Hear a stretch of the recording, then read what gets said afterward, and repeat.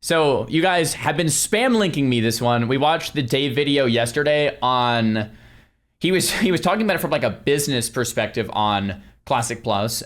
What are the things that you need to get in order to actually approve this project and make sure it's somewhat successful? And is this something that would be a project worth investing in? And it was a really great video.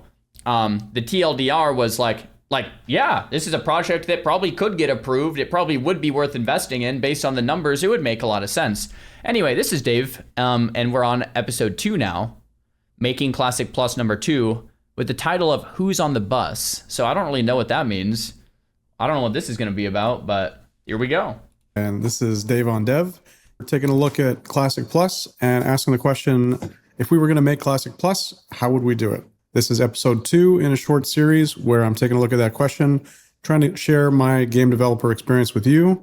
I've been making games for about 18 years, and I have some insights on this, and I want to show how I would go about logically walking through this process from start to finish. On the last episode, we looked at Follow the Money, where I walked through some of the logical steps required to get corporate or executive approval at Blizzard. Yeah, I think that video went super well. I got some great comments from everybody saying that they really enjoyed it. It seemed like the money part was really interesting. People haven't seen that so much in terms of like the money and the projections and stuff that go into greenlighting a project in video games. But yeah, now that we have the greenlight approval and the studio itself has said, yes, let's move ahead with this project. The money has been secured, so we have this billing code, we have a budget, we can start assigning people to the team. That includes the project leadership bench, which we're going to talk about in this episode. And we have a budget, roughly 35 million, and we're going to start in January 2025 and go until launch. And some of our assumptions are that we are going to launch Classic Plus in October. The only thing that really matters there for that scenario is that there's 1 million players that bring in a subscription, whether that's part of the old one or a new separate subscription. The new part is that there's going to be a box product. So there's going to be a box product you can buy for Classic Plus. We also assume our team... I still, even after the last video, I still am not convinced they're going to do a separate sub fee for Classic Plus. I don't see it. I see the box price thing. For sure. I just a separate sub fee. I don't know about that. I really don't know. Yo, Vacon, thanks for the prime, man. Price is going to get up to about 75. I think this number, plus or minus, we actually have some headroom on the budget, so this could be a little bit larger. Today, we're going to take a look at how Blizzard structures their studio and make some assumptions about how the team would be structured as it fits into how the studio is structured. Okay, so the project's moving forward. Everyone said yes. Everyone's really excited about this. We're going to do Classic Plus for real. Now what? And the now what is really focused on the people. So we need to make sure that we have the right people on the bus. And this really takes a look at the project leadership suite of the Classic Plus project. And we need to make sure that we have all the right people there, but also that it's not too big. It's got to be right sized. Part of my blind spot here is that I've never worked at Blizzard or Activision. Because I have a background in production, one of the things I'm always thinking about is whether or not an organization's values about how they approach anything that they do match what we're doing on the project, or if the project is like going against what the typical studio values are. For Classic Plus, I think there's a case to be made that the value set for Classic Plus might benefit if it goes counter to some of the established values with something like retail or just the organization in general. Blizzard is absolutely structured in a way where they've had all of this different success in many different games, and they've found repeatable success and quality by adhering to some kind of like oversight or leadership model or governance model for the things that get made in the studio, both on a quality and a craft side, but also on communication, leadership, and particularly decision-making. Like, what if we did the project team ignoring all of the structure, ignoring all of the way that the organization is structured, to only solve for, let's make the best possible Classic Plus game by only looking at the shape of the problem of Classic Plus and then inferring the project shape that's best for it based on that. I mean, that would be great. I think it'd be a great place to start. Let's make a good video game. Let's make a good Classic Plus versus how is this going to fit into everything else? Like, I would like that. That would be really cool. The other way that is probably more likely, which we'll also investigate in this video, is this is kind of how Blizzard operates. And if this is the way that Blizzard operates and is structured, then the project team likely has to be structured that way. So that's like the other way around. This is how things are going. Let's try to fit this in what we already have going, right? I don't think it has to be 100% like, here's how retail does it, therefore this is the classic team. Even if we meet in the middle, we kind of need to explore both options to make sure that we're solving both for how do we shape a project and a project team to best solve the Classic Plus problem. What even is the Classic Plus problem, you know? Something we all know intrinsically right now with Classic Plus is that Classic Plus isn't strictly the kind of challenge where you just need to bring as much value as you can with the resources that you have. Anytime you add something to Classic Plus, you are like removing or devaluing or changing things that have already existed. I think we already saw this with SOD. So to a lot of people, the rune system was amazing. To other people, the rune system represented, you know, retail abilities coming into WoW or whatever. Just what it did to the game had a certain impact. And in some cases, for some players, it represented loss. And for a lot of people, it represented loss that you couldn't take back. It's tricky because anything that you add might make someone feel that way. That's why I'm such an advocate of the pull-based system, because if 30% of people are like, yes, let's do that, it's like, well, that's not enough people to actually disrespect precedent. Funny enough, we talked about this last time, but on the Sod Rune discussion, Sod Runes were like almost a happy accident in the sense, I remember reading a blue post a while back, I think it was from Josh, where he was saying that Sod Runes existed because they didn't have the technical capabilities to edit talent trees. So they're like, crap, we actually can't edit talent trees and change these things. How are we going to work around this limitation? And they came up with the solution of let's just add runes to different pieces of gear and modify them that way instead of through the talent trees. Then I think later they figured out how to edit the talent trees, but it was really hard or something. So they didn't do it too much. That's why the talent trees between Classic Era and Sod are almost identical until they did a couple tweaks later on. The real changes were the rune system. So it's kind of like this happy accident. But I kind of agree. I think runes went overboard. I think there was some really good stuff with runes, but I think like there was just so much, which I think was the goal of Sod. So it was successful in that sense. Like it was almost like it was just a test. Like let's throw a bunch of stuff at the wall, see what sticks. Right, let's go overboard and see what actually works and what doesn't. So that it was good in that regard. But I find it funny that some of these things that players look back on as, oh, that was really cool, was a creative solution to a limitation, right? And it's like limitations often make you think in ways that you might have not thought of before. Like, oh crap, we have to solve for this. And then it was like cooler than maybe if you would have just edited the trees in the first place, right? You imagine flying going into Classic Plus? Some people could, right? Other people absolutely can't, and they think that that's, you know, that's a travesty. It's hard to put the milk back in the cow once it's out, you know? And I think flying is that case. We still need to be thinking a lot about evaluating any change that goes into the game and whether or not it's worth the value against the perceived possible loss from the player base. And then there's the case where we're part of Blizzard organization and we have a lot of Blizzard oversight, and there's like this development IP franchise team or a world building team, and they are really helping either micromanage the decisions that we're making to make sure that it all lines up with the big vision for the IP and, you know, Blizzard's big vision for World of Warcraft. We're still able to make a bunch of decisions, but we have to like check in with them and make sure we're still like adhering to rules or the canon or whatever it might be. People always cite the OSRS model, right? Can we have more involvement, more voice, more vote? I'm kind of curious if they're still doing that, what is it, the community council thing? I haven't heard anything about community council maybe in like 2 years or something like that. I thought that was a really good initiative for retail. I do wonder if they're going to do something like that for Classic Plus. I think it would make a lot of sense. And I think that model also makes sense structurally in an organization like Blizzard. You know, they're surfacing insights and they're the voice for the player. You know, no matter how much collaboration and discussion happens around the table with everybody there, someone has to make a decision on like what we do. And that model fits what I expect sort of Blizzard structurally would be doing. So this is like a really complicated conversation. So if you guys haven't been a part of it, I'll try to rephrase briefly. Old School RuneScape launched old school in like 2012, 2013. It did pretty poorly. Not many people played. On launch, it was okay, but it kind of did poorly. Then Jagex, the creators of RuneScape, decided, okay, let's decide instead to have community polls, and we start shaping our game based on what the community wants. So every tiny little change, like the color of the carpet, like anything, has to be pulled and approved by the community. And not only does it have to win the poll, it has to win by a strong majority, so over 70%, or maybe it's even 75 now.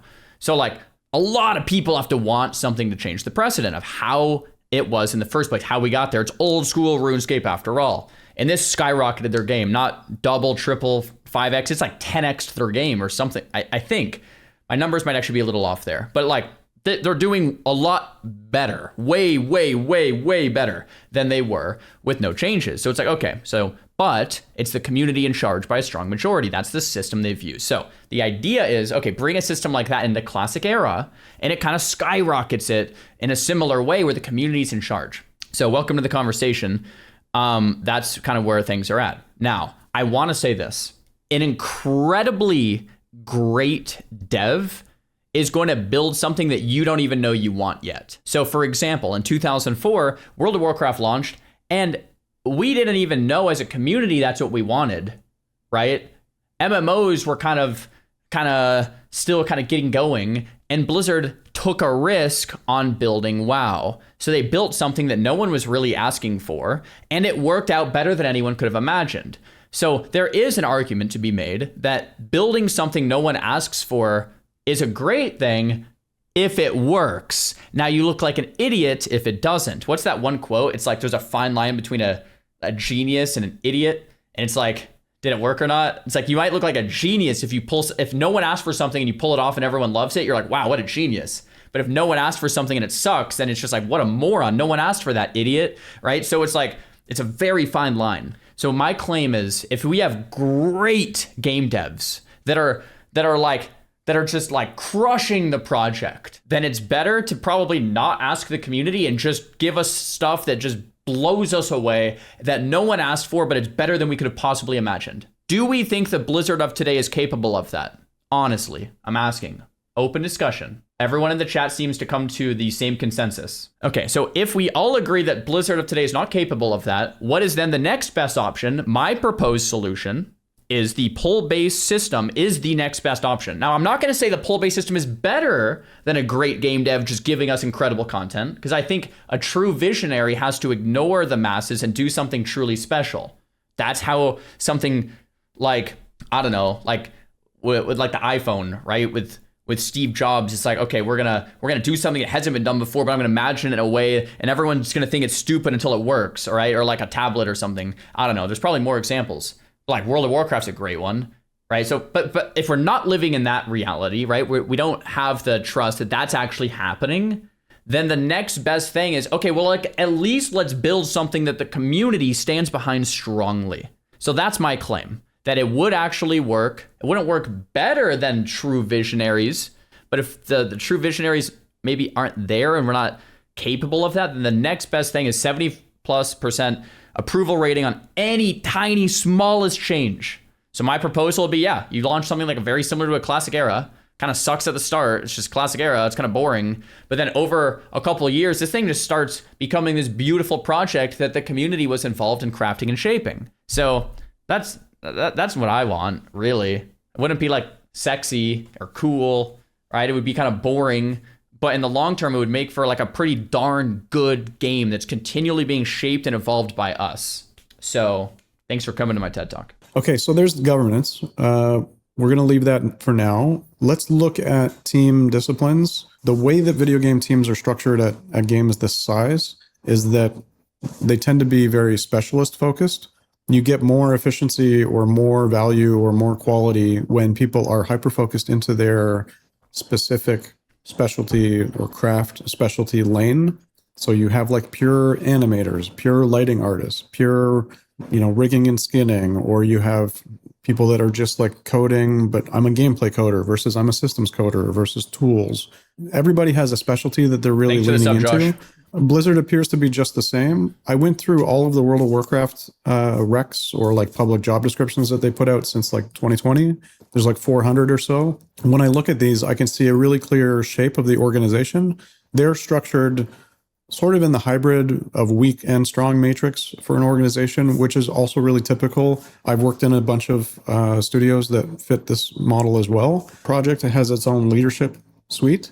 And within the project team, you can kind of make up the team units however you want. So you could just say like, here's the engineers, here's the artists, here's the designers, whatever.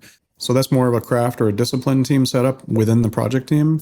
The other way you can do it is with multidisciplinary teams or multifunctional teams where you organize around types of content or types of features or types of systems. So you might have like the UI UX team is a good example. And here's the cross-functional team that does everything related to UI UX. You have like artists, designers, whether it's UX or UI designers, an engineer or two. That's a UI UX team. And you focus on the experience, the player experience of UI UX, no matter where it is. And the individual people on that team represent a different craft within the studio. So, like I said, artist, design, engineering in that case. And those people will report to both the producer or the lead that's running the team within the project. So they have where work comes from, and that's those people. But then they also have the people that they report to on more of like an HR or management side, but it's along the craft lines. So you have like your craft managers, you have like an art manager that you report to that's looking at all of art and animation within the studio as a single craft line. And that's to ensure that like that craft grows and evolves as it needs to keep up with the industry, but also just, you know, that all the different people in that craft line are improving and getting better. Yeah. You know, there's a lot of specialist knowledge that comes into being a manager for someone, like a career manager, where you support them in a way that is related to craft. It creates a lot of consistency also because people jump from project to project. So having a craft manager is like your consistent touchstone as an employee on your craft. They know what you do. They get it. It's not like someone is giving your yearly review and they don't understand, you know, how to program or something like that if you're a programmer. But also where work comes from is really related to just the project and just the problems being solved there. And scoping and how much work that you get is all managed within production in the project. So that might seem like a big tangent to go and talk about all that sort of in depth about the craft and the disciplines within a team.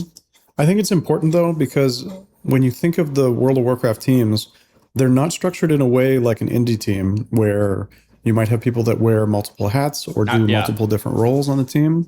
And it's like, oh man, I was reading a book that was describing this. It was a few years ago. I forgot the name of the book. They were talking about different companies with different structures. There's a company called Gore. I don't know if they still do it this way, but instead of like they're a fairly large company, but instead of having this massive building with hundreds or thousands of employees, they figured out that they worked more efficiently if they had a bunch of different small campuses, so to speak, with smaller teams. That were like, I think it was like 70 people.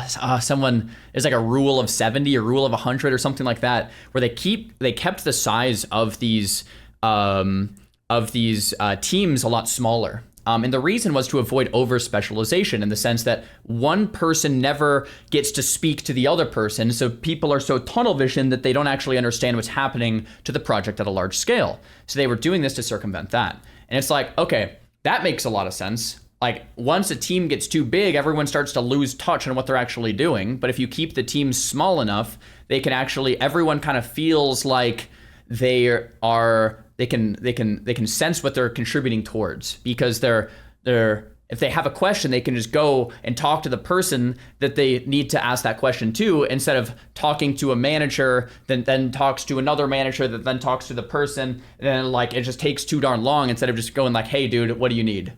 Right. So Gore was an example of a company that tried to fight against that. Right. And I don't know if they're still doing that, but this is from the book I read. I can't remember the name of the book. Anyway, that's the big difference between indie studios, right? Like indie studios, it's like you specialize less, right? Or like maybe early Blizzard, there was like less specialization, but which sounds like a bad thing, which like for efficiency, it probably is.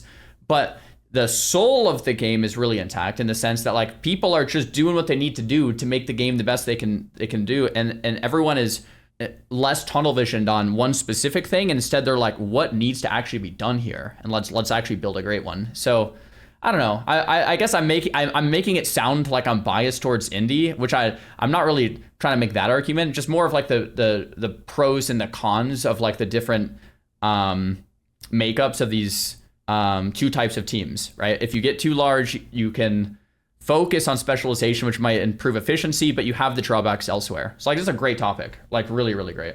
Also not the case where just anyone can jump in and do something. You need the actual specific people in their specialty to do the thing that's needed. I see a lot of comments on videos where people are just like, oh, if you want to make Classic Plus, like just hire the Ascension team, just hire the Turtle WoW team, whatever. And I think that what people miss when they say those comments is that those teams are probably structured like an indie team where you have maybe a couple different roles, but generally like if something needs doing on a small team like that, they're probably just anyone will do it, you know? And that mentality, that approach to development, the way that exists as an organism, as a project team organism, does stuff in a way that is just very different fundamentally from a team that exists within Blizzard, or a team, even a Skunkworks project team within Blizzard like SOD, would function totally different than those kinds of teams. So like as a consumer of these digital products, you can feel the difference, right? I don't want to speak for you guys, but you can totally feel the difference between a small team like a Turtle WoW or an Ascension, not that I've played, I actually haven't, or like an indie dev, when it's like something needs to be done and someone just does it, versus like these massive pipelines with over specialization, right? Like you definitely can feel that, right? So no, I don't see any reality where you can end up with a team that is just a whole bunch of people wearing a lot of hats. People do multiple different roles and they just do whatever. But you know what? When you look back on how like World of Warcraft probably got made in the beginning, there was probably a lot of that. I don't know if it was completely wild. Exactly what we just mentioned. It's how old WoW was made back in the day, right? Like for sure. Like you see these like pictures, like OG pictures, just like couple teams, and like that was kind of it, and they just scrambled and figured it out and pulled a bunch of all-nighters, like, but you can feel it, you know, you can feel it. West, like I expected on some of these private server small development teams, but there might have been some of the spirit of like, if something needs doing, anyone can do it as long as it, you know, is safe. But yeah, that was like over 20 years ago, right? So like, how do you go back to that? So we've got two options, right? So we've got a Skunkworks team that's more loose around the edges when it comes to project team structure. And then you have one that is more rigid to the organizational bones. How do we? So I'm sure it's the, like Blizzard's more on the more rigid part of things here, like nowadays, right? We meet in the middle. We need to assemble this project leadership bench, this project leadership suite. The people that sit on that team represent the different skill or craft disciplines within the studio if they're critical to the project. You always have production, that's one. You always have some sort of product leader. I'm trying not to say product manager because that's a different role within Blizzard. I think that's more on like data and analytics. But you have someone who represents the product or the player, the game experience. This may be game director. This may be lead designer. The project team reports to the executive producer or maybe the creative director. But there's like a straight line up to executive. This product person, we're going to call it game director for now. And then you have people from all the different disciplines to make sure that their craft line is represented at a project level.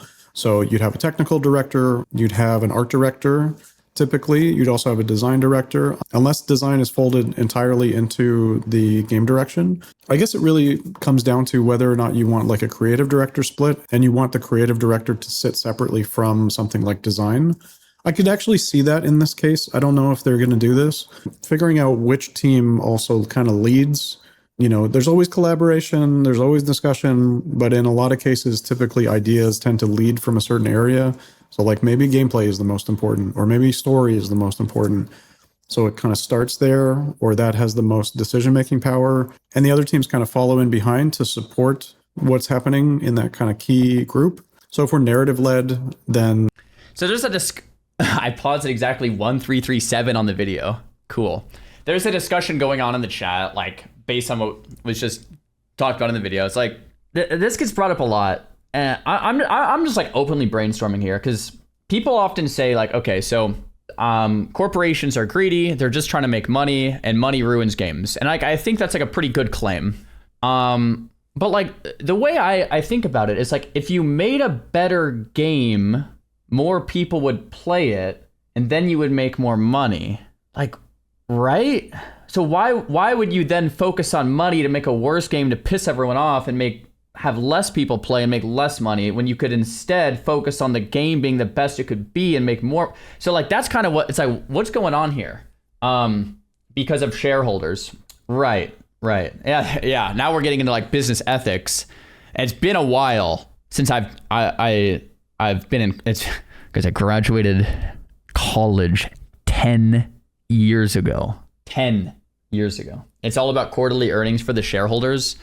Was Blizzard a publicly traded company when they came out with WoW in 2004? Like for sure, right? Oh, they weren't. Interesting. So maybe they were private back then. Huh. That's interesting. Okay, so from my 10-year-old brain here, we have the shareholder perspective and the stakeholder perspective on business ethics, right? The first is the shareholder perspective, where the shareholders own the company. So it's your moral responsibility to make them money because that's what they hired you essentially to do because it's their money. The stakeholder perspective is no. We're not just trying to do the right by the shareholder. We're trying to do right by anyone who has stake here, right?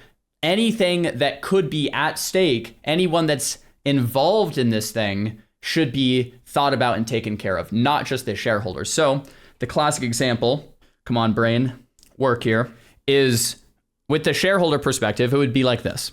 Your friend is giving you $20 to go buy a pizza, and you are like, okay, I'll go buy you a pizza. So you take the $20 and you walk down the street and you are about to buy your pizza, but you look to the side and there is like a homeless person who clearly is hungry. So you buy the pizza and give it to the homeless person because it's you think it's the right thing to do. And the homeless person eats, is like, thank you very much. And it's like, okay, well, that was great. And you go back to your friend and your friend's like, well, where's my pizza? And you're like, well, I actually helped out someone else because he was hungry, so I gave him the pizza. And your friend's like, what the heck, man? Like, that was nice of you, but that was my $20, not yours. That wasn't your money to do that with. That was my money, right? So that's the shareholder view in the sense of like, right, I hope that analogy follows through. That's a classic example of like, the shareholders own the company, it's their money. Even if you think you're doing something right, it's whatever. Okay. The stakeholder view is you don't just try to maximize profit for the shareholders, but instead you're trying to just do it generally anyone at stake with a thing. So like an example might be harvesting responsible, harvest, like say you're like chopping down trees, you do it in like a responsible way because the environment's at stake from what your company's doing, not just the shareholders, but the environment might have something to do with it too, right? So a better example of this might be something like Patagonia. So we studied Patagonia and it was like the CEO, actually my dad worked there too, and he learned a lot from the CEO, but the Patagonia lesson is kind of like, look, you can still be profitable and do the right thing, maybe by the environment or by all of the stakeholders. But here's an interesting like little caveat is with the stakeholder view, you could almost make the argument that doing the right thing makes your company even more successful because of the positioning that it gives your company. It's like, well, yeah, we're not just here to make money. We're here to like make great games, or we're here to like do right by everyone. And maybe that's why Patagonia is successful, right? Because they're like, okay, well, we care more about just min-maxing profits here, right? Anyway, it's a long tangent. But my claim, like the way it works in my head is like, wouldn't the shareholders make more money in the long run if you just focus on nothing except making great games? But it just doesn't work that way. In like that's theory versus practice. Like in my head, it would seem to work that way, but it feels like it doesn't. Anyway, I'm rambling. But these are really like fun conversations, right? These really interesting ones. Maybe a big difference is like the private versus publicly owned company thing too. Yeah, shareholders don't exist in the long run. People buy and sell is the issue. Okay. Good games not equal more revenue, so no. I see.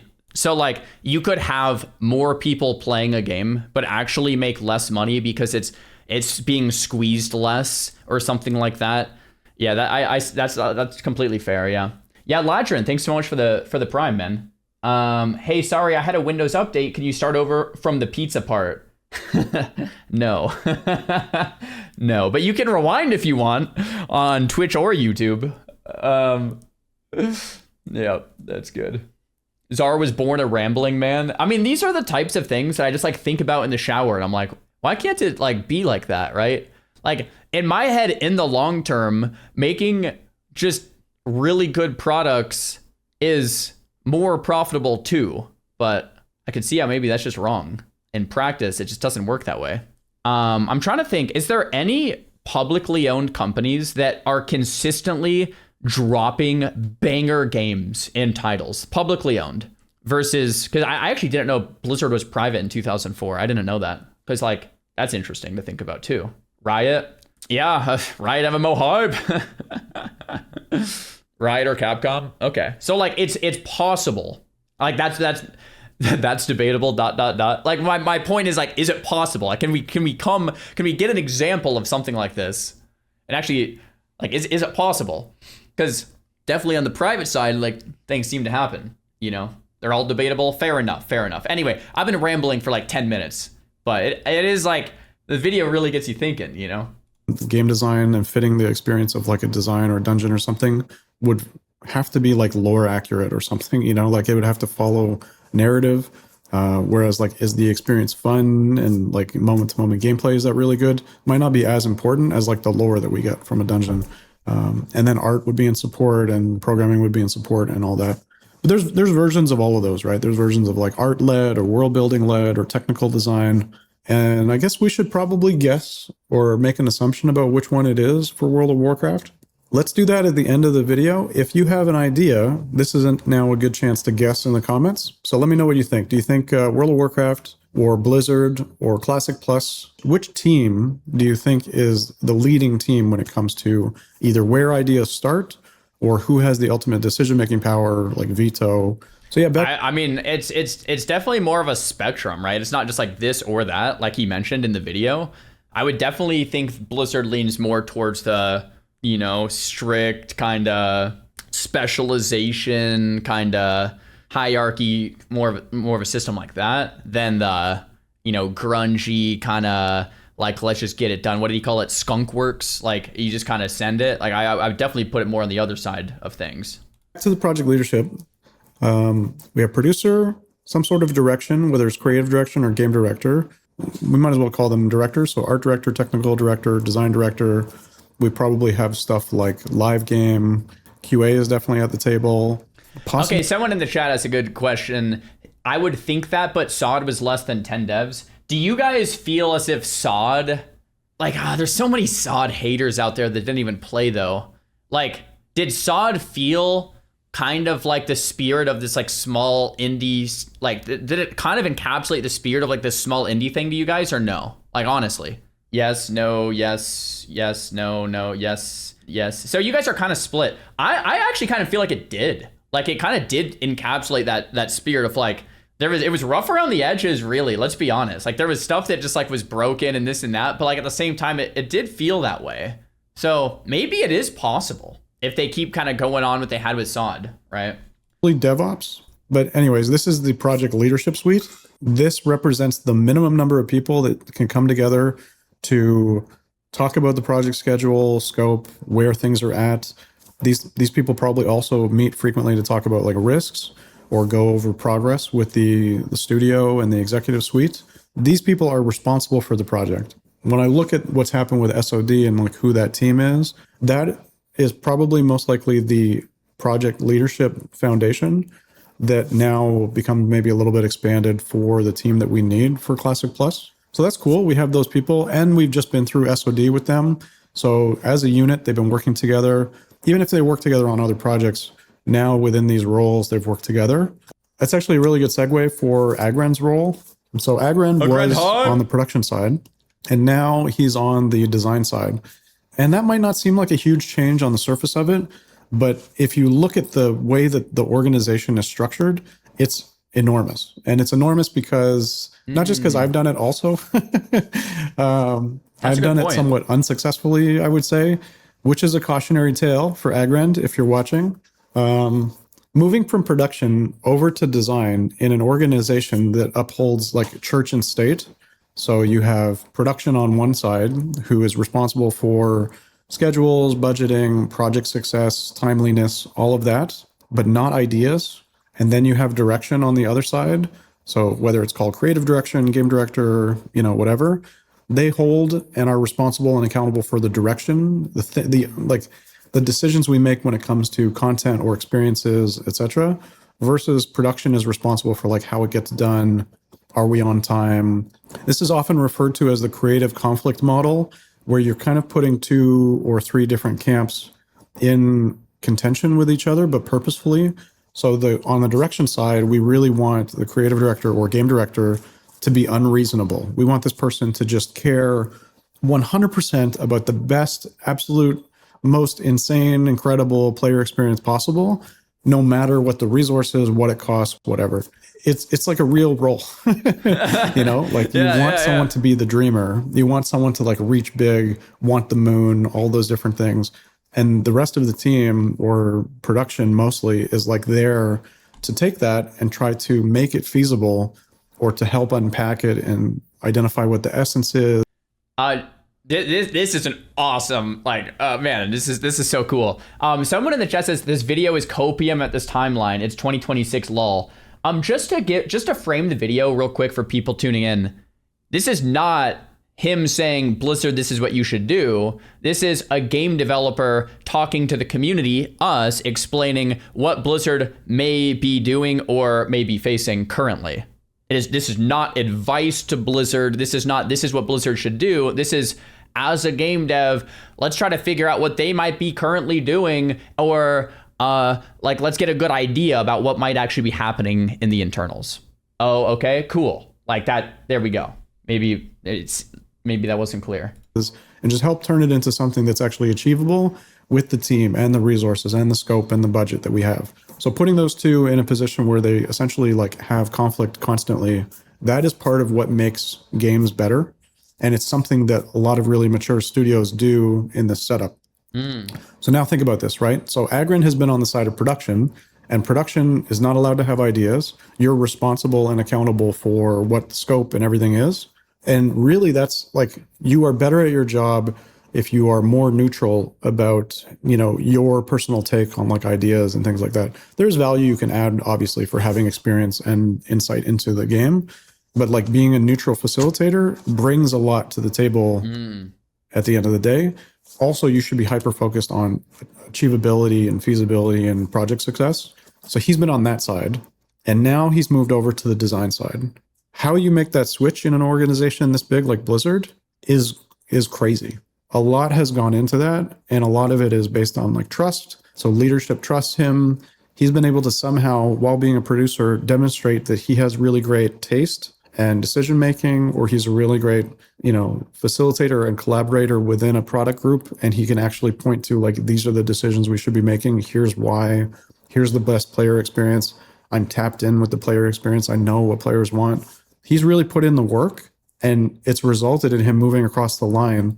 This is why I said in a previous video, I think he's going to get named as like game director or lead designer or something like that at BlizzCon. It's the title that confirms like where he sits in the project leadership, but it also confirms the project. So I could see them not doing it yet and just making sure and then doing it at BlizzCon. The other part of it too is that because he's... Bro, Josh owned. Like just owned. He made some of the coolest quest lines in SOD. I feel like a lot of the successful stuff in SOD that people were really passionate about, it's like, that was Josh. Like, dude, he crushed it, man. Like, you can feel the passion too. Like, that's a Grend. Josh is a Grend. Like, he just did so well. So like, yeah, maybe Dave's right here. Maybe he will get that promo at BlizzCon. We'll see. Moving into this role, if he hasn't done it before, it takes a lot to be really successful as a dreamer, as a visionary, or as someone who is like rounding up all the ideas from your leads, from your team, towards something that is the best experience for the player. However you shape that, you have to leave behind all the habits and all the baggage and all the things that served you well as a producer. And you have to like kind of ignore that. And then now just think about design. And if you think about Classic Plus, the studio, the team, us, the player, everyone wants the best possible thing, right? So putting someone into a place where now they are the flagship person leading the development on the decision-making side when it comes to direction. I mean, it's also just cool that Blizzard's up for that, right? Like a lot of studios won't do that. If a studio sees you in a certain specialty, very, very rare if they'll like even let people move over for that thing I mentioned, right? It just represents a lot of project risk. People tend to learn in a different state than they tend to perform. And most projects really need people to be in a state where they're performing, not learning. When you're learning and performing both at the same time, it represents a lot of risk. So do you want someone who is both learning and performing the role of leading the direction for the project team on something as critical as Classic Plus? Again, I have a lot of faith in Agran because I've read up on pretty much everything he's ever said publicly. So I have a lot of faith in his value set and the way that he approaches decision making and direction. Yeah. And I think he really gets the player experience. So, man, that was really enlightening. I didn't really think of Josh's change in role as I took it as more Classic Plus confirmation. So like a year ago, or like what was it? When did Josh put out the post where he basically, it was like a tweet, he basically said like, I'm now working on game design instead of producing SOD. It was like, I think like a year ago. I took that tweet as one thing, as Classic Plus confirmed, nice. Like what else are you designing in the Classic space, huh? Right? So it's like, cool, we have it confirmed. That was like a year ago. Now it's like, but it's actually much deeper than that, right? Yeah, hopefully he crushes it. I think he will. I didn't think about it as such a big shift, like such a giant shift. I was just thinking about it as like Class Plus confirmed, right? Well, my vote's in for Agran, but I'm just putting it out there. This is like a really Thanks for the bold sub, move. Ken Show. It almost signals to me more that Blizzard is willing to do things unconventional because they know that Classic Plus needs an unconventional solution. It's really, it's not copium. This is me actually feeling like they're up for something different. It's cool. So yeah, where do we go from here? So we've got our people. We've staffed this group. We assume that we have the people for this project leadership suite already because we had Season of Discovery.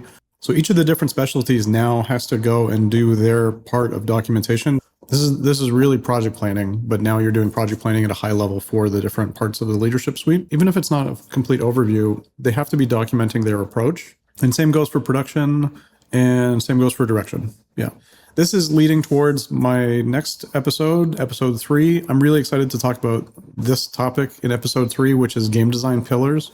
I feel like I've had to have these first 2 episodes to get us to the point where we understand the shape of the project and the shape of the project team and how it's led and what the leadership model looks like before we can talk about game design pillars. Because making the wrong decisions on the game design. Fuzzy in the chat says, I like Ascension. I see what it's like. And it's what I'd like to see in Classic Plus. Classic Plus needs to be different. It cannot be Classic again. Wow. Fuzzy, I mean, you bring up a good point. And what that point is like, everyone wants something different in Classic Plus.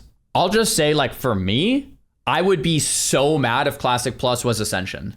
Like, I would probably I probably would play, but I'd probably rage quit within like a month, and I'd be like, this, I cannot believe this. Right? I don't want 20 new classes. Heck, I don't even want 1 new class in Classic Plus. I want new content, new raids and dungeons, and some balance changes to make it to where, and like maybe changes like world buffs. We can actually play the game. Make it like this seamless thing of like classic unexplored tales, Hyjal, Oldham. I'd be so mad if they did what Ascension. I'd be like fuming. But my point is, you just said that you want that, right? And you're also a consumer that, you know, like that really loves that and wants that. So I guess it's like really interesting that players just want such different things, which once again is why I lean back on the pull-based system as like probably like the only really way to move forward. Because if you don't do that, it's like then you're making then everyone's just gonna, like, no matter what, the expectation is like people are just gonna hate on Blizzard no matter what they do, right? With a pull-based system, at least you can blame the community for giving you the wrong thing versus Blizzard, right? Right now, Blizzard's just kind of screwed because everyone wants different stuff, right? Ascension's cool on its own, but it's not meant to replace the concept of Classic Plus. Yeah, that's exactly right. Like, Ascension seems like a cool idea, but it's certainly not Classic Plus, like not even, like nowhere even near it, right? Turtle WoW would maybe be like a Classic Plus, and like that actually seemed kind of cool, but yeah, Ascension, like, no, right? Design pillars really is going to lead us astray when we start talking about features and systems, whatever. The game pillars of Classic Plus really need to be airtight for us to stand on it as a foundation to talk about things like features and content and systems. I think for what we talk about on the show here, I think the documents themselves are not super important. Typically what goes into these is a lot of different planning, and my team needs to achieve these things, and here's how we're going to do it. Here's the scope for the project. All these documents feed into a total project overview, kind of wraps together into a full total scope. It's a really important exercise for a project team to do, but it just kind of has to happen. We've understood the shape of the problem set and the project itself, and we're kind of moving more towards the pillars. So for us, I think we stay focused on that. Just know that each of the different directors have kind of now started a process where they are trying to form this initial planning document for their discipline that feeds into a larger project documentation that will become the project plan. I think there is something interesting we could talk about here that is within the project leadership team also. So there's like 4 or 5 different major decisions you can make that guide the way that the team feels to be on and like the way that it solves the problem of the project. So I'm really trying to figure out like who makes decisions or how do we make decisions on the team? Is it single point of direction? Like, is there an auteur who's like has all the vision and everybody follows behind and follows the lead? Is it consensus driven? Is it collaboration driven? Is there some sort of council, sitting on Blizzard in terms of like IP and franchise direction? Where does decisions get made? Where do ideas come from? Do ideas originate in a specific team? So are we team led? Are we like gameplay or art led or narrative or systems or something? Do we structure in advance? Or are we kind of like top down? Do we make a whole bunch of plans and then assume we're going to like build it once and get it right? Or do we set up for iteration? Do we try to create like a time box or a set of space that we're going to try things multiple different times and only take what works, leave the rest behind? Or are we going to like work on stuff until we find something like really pure and really like lightning in a bottle and then kind of build up everything around that? And for Classic Plus, I think really what I'm seeing is that the origination, so where do ideas come from and who's the ultimate decision-making group in terms of like narrative, gameplay, design, art, whatever. In terms of what is the governance model, we've talked a lot about that. We mentioned a bunch of different things, right? There's typically these groups within Blizzard that sit over top and are guiding the franchise and maintaining, curating the franchise as a whole. How much are they going to be involved in Classic Plus? We also have decision-making within the project team. So is this a single auteur? Kind of doubt it. Agran could potentially take this role, but I really doubt that's going to be the setup. Is it consensus-driven? I also really doubt that too. There could be this trap where you think, yeah, consensus makes sense in terms of decision making because it's a risk-driven project, but actually it's a bit of a trap, and you might end up with solutions that kind of pass the consensus test, but don't necessarily like really deliver when it comes to like the player experience or the essence of what you're trying to do. So I kind of don't think it's consensus. I also don't think it's going to be data-driven. I know that Blizzard is quite data-driven. There's a whole group, I think the commercial group or product management group, where it's really all about looking at data and insights and helping understand player behaviors and driving towards certain goals within the organization. How much the data side or commercial side is going to be influencing Classic Plus, I think we all really have questions about that. Like, are we going to see a token? Are we going to see microtransactions? Are we going to see stuff like that? I would assume that those things would be pressure or be coming from the commercial side.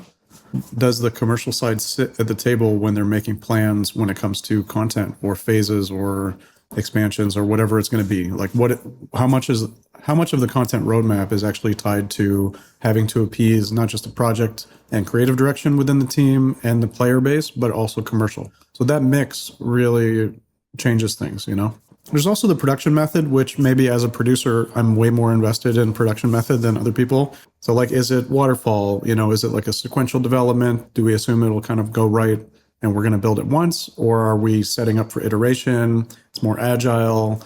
Are we going to be doing more like vertical slices or, slices of different builds, seeing how things function, making cuts? Or as LeBron James is now saying, are we going to trust the process? Are we just going to follow a methodology? We're Scrum. We're going to follow this methodology to the letter, and the rest of it falls into line because it's like a proven thing, and we're going to trust on that. I really come from the camp of like, I've seen a lot of different projects. I've worked in a lot of organizations. I've made a lot of different types of games. And I really feel like production as a whole has a lot of tools. You know, we've got a lot of hammers in the bag. All right, I have like an authentic question for you guys. Do you trust the community to build a good Classic Plus through polling? I have another question in a second. No. Okay, that's what I thought. Second question. Everybody can. Okay. Second question. Do you trust Blizzard to make a great Classic Plus? No. That's also what I thought.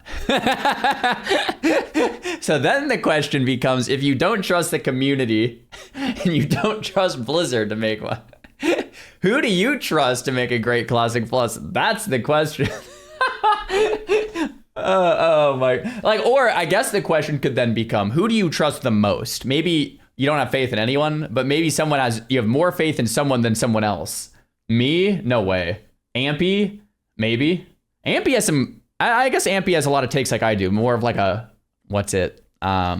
traditionalist take. Like Ampy, I think Ampy basically wants like Season of Mastery for Classic Plus with some like extra changes here and there and more content. Like, so that's kind of like my view. Like we're very like traditionalist of like change almost nothing. So, and I think a lot of people would like I would like that, but I think a lot of people wouldn't like that, just to be clear. Jeff Kaplan, Kevin Jordan, Metzen and Agrend. Okay. So you guys are saying the people, like there's like specific names at Blizzard you trust, but not Blizzard in its entirety. So Kevin Jordan, like you guys could like build a team at Blizzard that could like be your dream team, but like you guys are basically saying old Blizzard. You want that's what you're saying. You guys want old Blizzard to make it for you. Okay. I mean, I don't know if it's kind of like Lost. Have you guys seen Lost? We can't go back. Or we must go back. Or what is it? Like the zeitgeist effect, right? Capturing the spirit of the times. What's another one? It's like there's another quote. It's like, yeah, this one. Ichi go ichi. Ichi go ichi is a famous Japanese 4-character idiom that translates to one time, one meeting, or once in a lifetime. It means that you should treasure every moment and meeting because it will never happen again. It's kind of like that too, right? I think of like all of these things when we have these conversations. It's like, it's easy to just say like, oh yeah, let's just do it like we did there. But it's like, that's the spirit of the times. Like trying to recreate that is like pretty, like, let's just call it impossible, right? You can't really do that, right? So it's tough, very, very tough. So if you have a problem, you kind of reach for the right hammer. So someone says he does go back to the island in Lost though. In Lost, okay, I haven't watched Lost in a long time, but in Lost, wasn't the idea that they went back, but it wasn't the same? And that you could never actually go back and recreate that same experience because of exactly what we just talked about? Like, yes, you can go back, but it's not the same, right? I think that's the motto. Anyway. You know, I mean, this is probably why in this video I've spent so much time looking at like what is the problem set for Classic and what's the shape of the problem we're trying to solve. I always find that if you clearly define problems, the solution becomes obvious. I would assume that agile iterative works for the multidisciplinary teams, not necessarily waterfall, but at the highest level, it is definitely like a milestone-based schedule. From what I'm seeing within the organization. It's been too long since I was in school. I need some definitions here, Dave. I need some definitions here. Organization for Blizzard.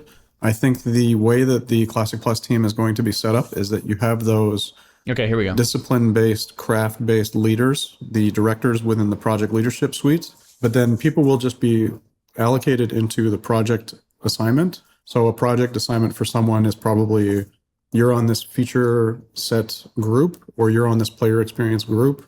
All of your work comes from that group. You only have to focus on making this experience amazing. On a team small enough like this, each individual team member is probably the authority for their discipline within the multifunctional group that they sit within. I'm going to say that the origination leading group is going to be gameplay. This could be wrong, but this is where I'm at right now. I'm not even sure how the lore and world building fits into canon. And also when you look at Season of Discovery, it's more on gameplay. That is a great question. In Classic Plus, how should the lore sit within the canon? Should it be like where in the timeline should it sit? Should it be canon? Should it kind of be canon? Like this question is actually a very good question. Who cares? After playing Warcraft 3, it's really made me understand that like we should care. And this is what is like the backbone of a really great game. A lot of people are saying, I don't care. Like, guys, maybe I'm biased here because I'm like fresh off Warcraft 3, like recency bias here, but like, come on. It's like really important where this thing is actually set. Is it an alternate timeline on Azeroth from, you know, like, okay, we're going in this direction instead of that one? Like, we never went to Outlands, we're doing this instead. Or is it predating the, you know, going to Outlands and it's set in like the old world and we're exploring untold stories? These are two very different things. Yes, it's important. People don't realize until they experience the effects of it. I guess that's my point. If you don't think it's important, I probably just disagree with you. You're 100% right. Like, positioning this correctly is a big deal, right? This is why it can't be up to the community.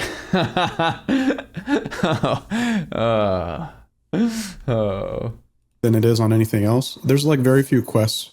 There's different experiences, but they're like gameplay based experiences.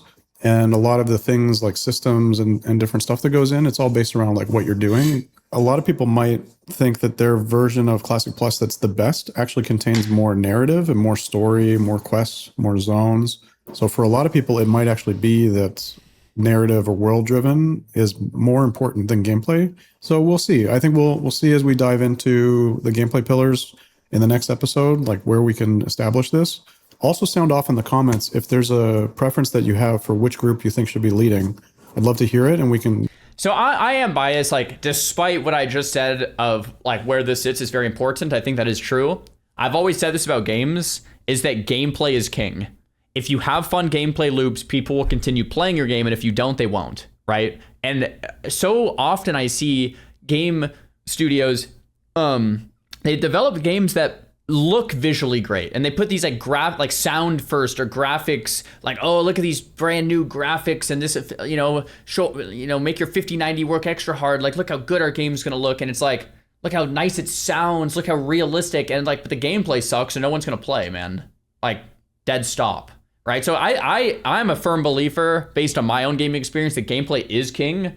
Not that the other stuff doesn't matter, because it totally does, like we just discussed.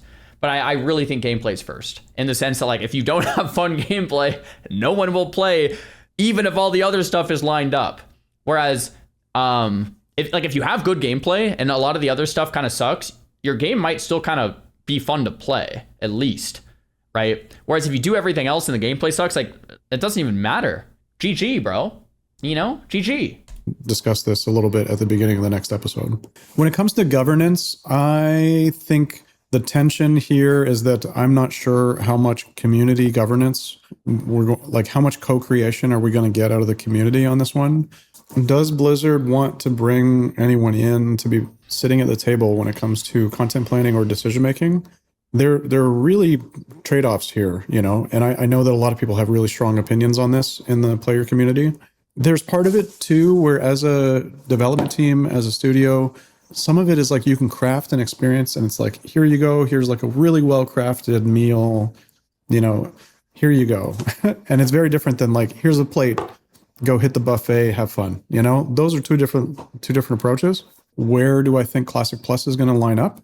I could see a community council coming back for Classic Plus, and I could see these surveys and some polls and stuff like that continue. But I don't think players are ever going to have like a vote at the table in any meaningful way. I always think it's going to be insights and voice and surfacing of what players feel or think or hope for. But in terms of like actual decision making and translating that into a plan, it's always going to rest within the project team. It's always going to rest within direction. So Agrand is our guy, you know.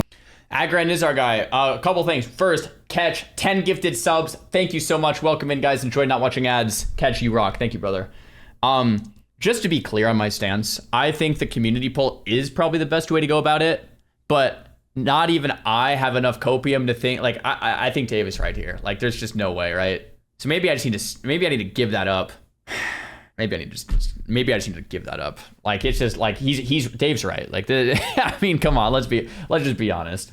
Like, Agrand really is, at the end of the day, he speaks for the player, and he speaks for the player directly into what decisions get made and how the schedule forms, and directly into what we end up with for Classic Plus. So Agrand, No pressure, buddy. No pressure at all. I agree. No pressure. I agree. Okay, so just to close off this thought on governance, I'm actually pretty positive on it because of what we talked about before with Agren. Catch, thanks So for the subs, Agren is the key, but I actually love that his model for approaching this probably comes from the fact that he was in production. Production tends to be more on facilitation, so on collaboration. It doesn't mean that you're driving to a consensus, but it just, you want to hear everyone's side and you want to like gather as much information as possible. I think this would be a benefit, and it's why I want to do game pillars in episode 3. I think game pillars are only available to teams where they're in this process where they can formalize what good is, what good looks like, into a set of values, and then use those as values for decision making later. And in some ways, it's a little bit trust the process when it comes to ideas and decision making, because you're externalizing the decisions into a set of values. But you can still have those discussions and you can still have individuals that are setting direction. But at the end of the day, you can, as a team member, as anyone on the team, you can look at anything that we're doing and hold it up against the game pillars and say, like, okay, we're building this feature. Does this satisfy what we said the game pillars are, and what's important to the project, and what's important to Classic Plus, what's important to the players? I really expect more that because of Agren's background, crossing the line from production into design, there's going to be more of an emphasis on relying on game pillars to guide the development. And I think that probably the work he's done with his project leadership team, especially early on, has been to like somehow form the game design pillars that will be the foundation for everything that we do together here. The nice part about it too is that you can have the player insight into the game design pillars even without players necessarily having a say. Like, it's really easy to scrape comments out of videos, right? So like if I was on their team, I assume Blizzard has perfect information when it comes to anything anyone's ever said about Classic Plus anywhere, whether that's in the forums, whether that's in people's YouTube videos, whether that's on the various different surveys people have been doing for Classic Plus. They know what people want, right? Now it's just trying to balance what people want and all the different. Do they know what people want? Do people know what people want? Like there's like ideas, but the consensus is the hard thing to come upon, right? Like that's way different. Things that people say that they want, and trying to take all of that and like balance it into something that's cohesive and fits World of Warcraft and what they want to do with it and all the rest of it. That's really the challenge, right? I think that they know what the game design pillars for Classic Plus are now, and really it's building on top of that as a foundation. So I think there's not too much else to say when it comes to project leadership and project initiation here. We really can start to move into trying to predict what the game design pillars are. And I think once we have that, we can start doing features and systems. So we're speeding up now, I think, from talking more about the past. Now we're talking about more stuff that's in the present. And then very quickly here, we're going to be talking about the future and, you know, our hopes and dreams and things we want to see out of Classic Plus. So this is cool. I think we've covered quite a lot of ground today. Again, I hope this was interesting for you. I spent a lot of time reading job descriptions and things that Blizzard put out over the past couple of years, trying to reverse engineer what the structure is at Blizzard and how they think about teams, what their reporting lines are, what their values are. I'm trying to really get into the mind of someone who would be running this project at Blizzard. And hopefully you guys appreciate that. Come join me again in episode 3. It's going to be out very soon. We're going to be going through the game pillars in episode 3 together. We're both going to form them and look at the set and then start to use them to think about like experiences and features and then move on from there. So yeah, love to hear what you guys think in the comments. Please, you know, like and subscribe, share, all that stuff. Thanks for tuning in. I know it was a super long one again, but yeah, it's really great. I really love doing this for you. So yeah, hopefully see you guys soon. Dave the Dev, ladies and gentlemen, that was solid. I really enjoy this. Do you guys enjoy that as much as me? I know maybe it's a little too long form for some of you out there, but I think a lot of the like conversation just gets like really good ideas rolling, you know? Yes, I love that. He did not work at Blizzard. I actually don't know which studios he worked out, but he was a former game dev, and he's giving his experiences or using his experiences to show maybe where Blizzard's at in Classic Plus and building Classic Plus, some of the struggles, the challenges, and stuff like that. Let me link the video if you